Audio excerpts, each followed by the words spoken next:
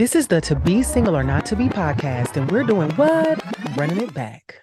Hi guys, and welcome back to the To Be Single or Not to Be podcast. And we are back today with another episode of the Running It Back series. And today's topic is one that we talked about in August of 2019, and it was titled Miss Independent, Is She Doing Too Much? And it is wild and unhinged times. That is 2019 we were talking about it, and it was 2019 then we were talking about it. In 2023 we are still talking about it because it seems to still be a point of contingency for men, if we're being honest, where they feel like we wear these hats where we want to be so independent, we want to wear the pants, we want to be a nigga, and we don't. We really don't. Like, ultimately, if I could have someone to come in and take care of me, let me live my softest life, not pay any of these bills, dude, who wouldn't want to do that? So I don't really understand the notion behind men feeling like some women want to be the man. Now, mind you, there's an exception to every rule, and there may be somebody out there that wants to be a nigga, but it's not me. Wants to be a man, but it's not me. So I'll tell you that.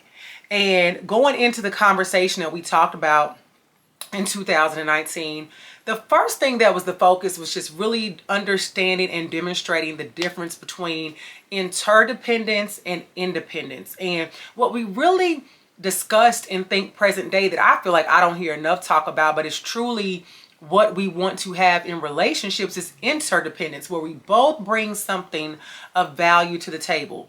We both have something to offer. We both have a mutual dependence on one another in a beneficial way for both parties. And of course, that's going to look different for both sides of the table, because we know in most cases, say if a man is the one bringing more of the financial situation, not always, but sometimes a man is bringing the financial situation, but the woman may be the main caretaker of the children. The woman may be the one to curate the home. The woman may be the one who, say, runs the business that you may have. There are a lot of variables that can go into a relationship, but ultimately, interdependence is the goal, not independence, not an independent woman, because independent people most times are more focused on themselves and on influencing others. So I can see why people may get it confused and think that, you know, a woman that takes care of herself or has the ability to take care of herself is a lot when they get in a relationship, if they aren't able to release that in a sense and still want to have control in that way when it's not necessary. And it's much easier, I realize, when you are in a relationship with someone who allows you to be able to take that independent hat off and put on that interdependent one, and allows you to be in a situation where they are going to take the lead. They are not going to lead you astray, and they are going to, you know, create a space that works out for everyone. And that was another thing that one of my guests talked about on the show that was married, was how she really struggled in the beginning to let go of that independent woman hat. And it was primarily because, you know, she grew up in a single parent home. She was the oldest of her siblings. She had taken care of herself while she was in college, and when she graduated, you know, she had just done a lot of things by herself. So when it came time for her to get with her husband and go through that process, she said it was something that he just created a safe enough space for her to realize, like, I got it. You can follow my lead. You can take that hat off. You don't have to work as hard. You don't have to do as much. Like, I'm going to meet you halfway or beyond halfway in a lot of things if you let me. And I think sometimes that's what happens, is that, you know, we get in these situations of these newer relationships where someone may be trying to take care of us, but we really struggle with it at times if we don't make a conscious and very, like, wildly intentional decision to let go of the past behaviors that we had going on, when it's really just what's been ingrained in us, what's been rooted in us. You know, to be in a space now where I say, if I am the person now, like, I'm my 100% caretaker. I take care of everything in here.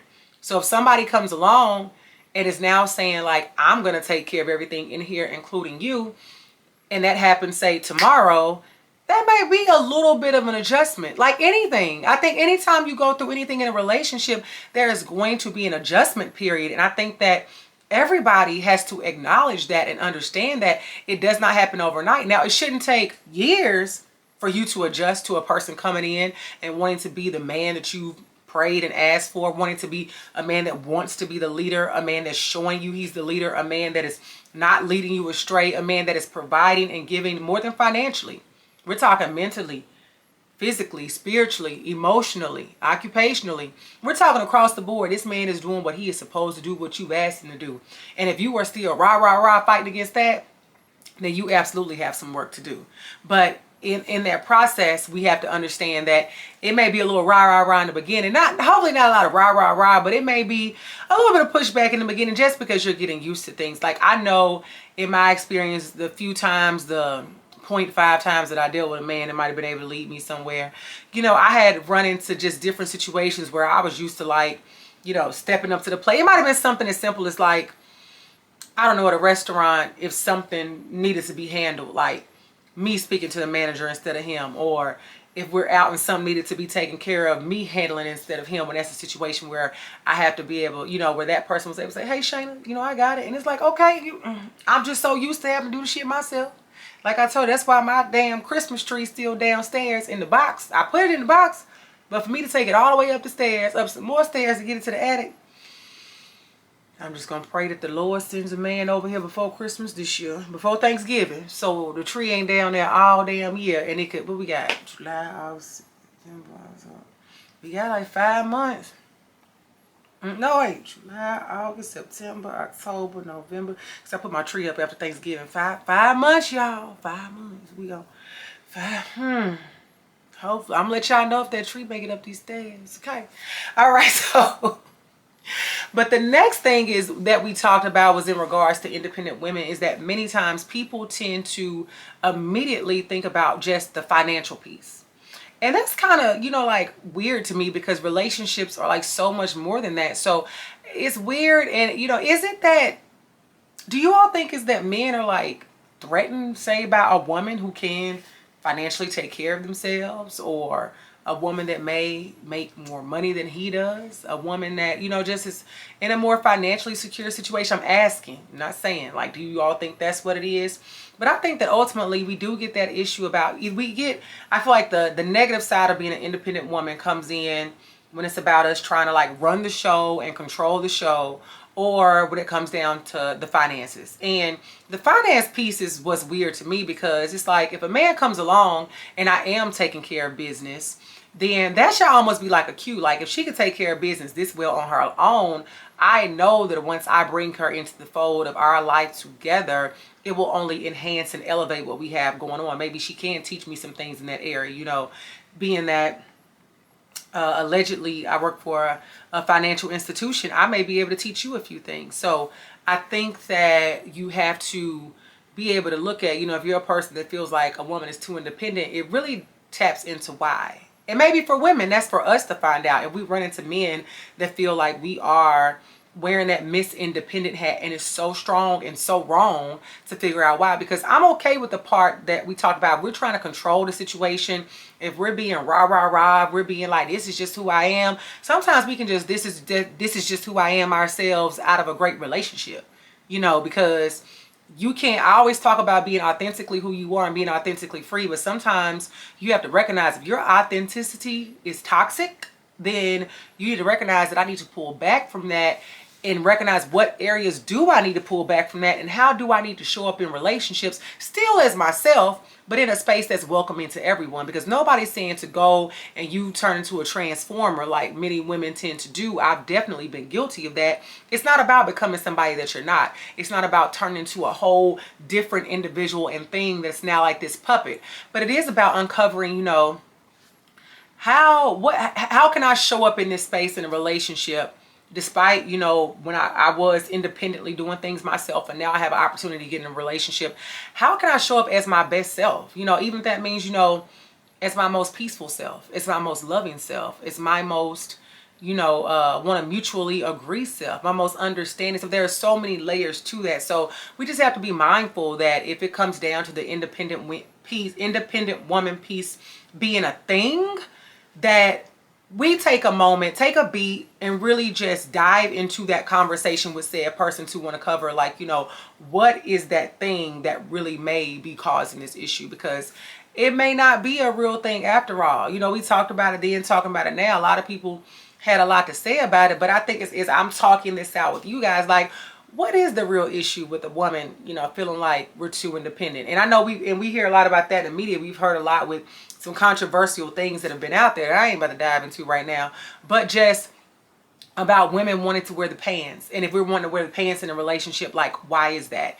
Is that because, you know, what we were taught, what we saw in homes, how we grew up, what we've had exposure to, not having a father around, so we felt like we, you know, and not having a father, and our moms had to step in both roles, so they kind of taught us, you know, how to wear the pants in a relationship, and we got to balance that out. Like, figuring out what it really is, because social media will give you and just media period will give you a lot of different ideas around what it is, but it's up to you to really uncover, you know, if a person is telling you that there is this level of independence that is, and not interdependence, that's causing a problem in the situation, really just uncovering what that truly is.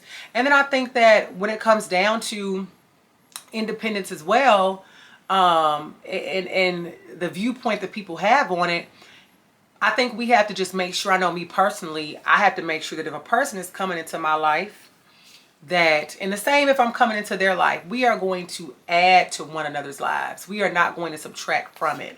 And I think that that comes up in a space of like, if I'm not doing the work I need to do, and in regards to getting to know you and finding out, you know, what you're all about, and I allow you to come into my space where I do have to wear this super independent woman hat, where I am doing things that you should be doing, I have to evaluate, is this the relationship that I need to be in? So that's another aspect we have to think about. If you're with somebody and they feel like you doing too much, Miss Independent, she doing too much, why am I doing too much? Like, what am I doing? Is it a space where I'm just doing a whole lot and don't even give you a chance to do nothing?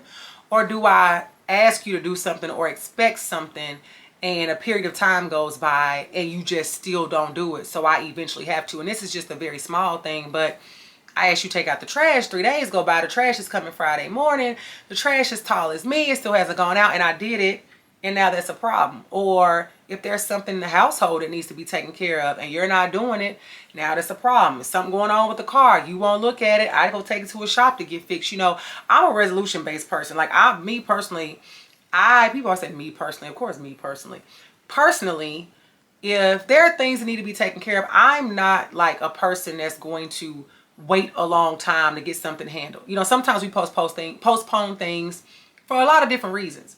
But if I know something, if I know I need an oil change, I'm going to get that oil change. If I know the trash needs to be taken out, I'm going to take the trash out. If I know I need to take care of this class that I'm taking, I'm going to go ahead and take care of it. I'm a person, I keep a list. I have a forever ongoing list of things to do.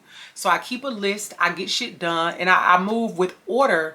And with order and decency is how I move. So I know that whoever I'm with, we have to be the same way. It cannot be like, once upon a time, somebody gave me some terrible fucking advice around, you know, if you ask a man to do something, just ask one time and then just wait. They don't do it. I'm like, just wait how long? Just as long as it takes. So the toilet paper holder is broken in the bathroom. I'm supposed to wait 6 months for you to fix that shit? If I know how to fix it and I ask you, then you come in there one day and fix it, and I say I fixed it, or I got another nigga to come fix it, I'm playing. If I fixed it, it's a problem. Or I paid somebody to come fix it, I could have did it.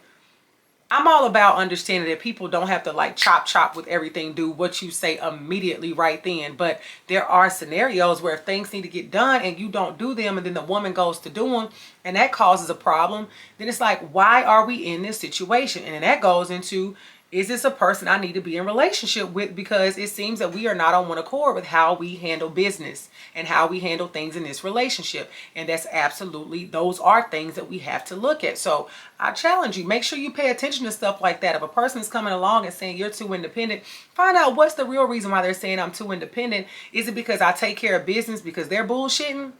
Or am I just the person, maybe I am doing too much? But if it's the first thing I said and not the latter, then I need to evaluate, is this where I'm supposed to be? And then the other side of that is, I think I used, the one thing that was a problem was when it came to being independent, and this was just in regards to like getting into a new relationship and like friendship and stuff. I used to place too much importance, and I would say I had a lack of balance when it came to getting into a relationship and how I handled like my friendship or my life before the relationship, my life after. So, you know, if I felt like, you know, when you're single, of course you hang with your friends more, you do things more out. But I would kind of want to keep that same temperament and same kind of wavelength of how my life looked with hanging out with friends, doing things on my own, where I wasn't really being as mindful as I would be present day when I have a new partner, to understand that there has to be a balance with how you integrate your relationships. Jay Shetty, who's a podcaster, he talked about on his show that, for example, when in order to have a great way to look at relationships and balance is like, you should have time that you of course spend together.